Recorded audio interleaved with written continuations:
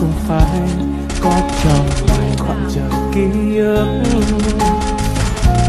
ai cũng phải có trong tim một vài vết thương. Thời gian trôi chẳng chờ đợi